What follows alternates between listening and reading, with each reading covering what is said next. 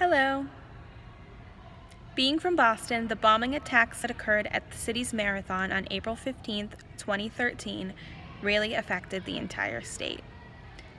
The bombing itself and the ensuing multiple-day manhunt that effectively shut down the city of Boston and spread all over the state really shook us all. As we inch closer to the 5-year anniversary of the event, the city is finally starting to construct a memorial to commemorate those lost in the attack. The bombing is still a very raw wound for Bostonians, and many believe this memorial will help us to heal even more. The New Yorker has written an excellent article about the creation of this memorial entitled "The Delicate Task of Memorializing the Boston Marathon Attacks." In this article, we hear from many voices: politicians, victims' families, and survivors, all of whom played a role in the design of this memorial. This memorial was completely planned with the input of the victims of this attack.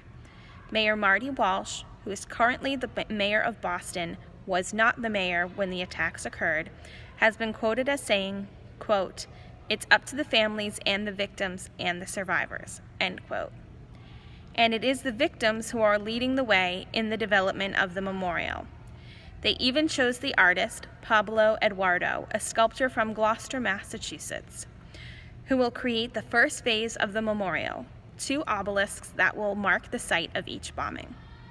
The day of the bombing, 2 bombs detonated near the finish line, one very close to the finish line and another further down Boylston Street.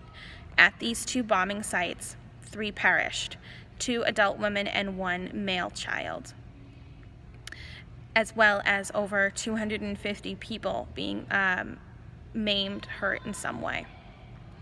While the victims of the attack, specifically the families of those who perished, the 3 at the site of the bombings, and the 1 police officer who perished in the manhunt, were heavily involved in the planning, the same opportunity was not extended to all victims.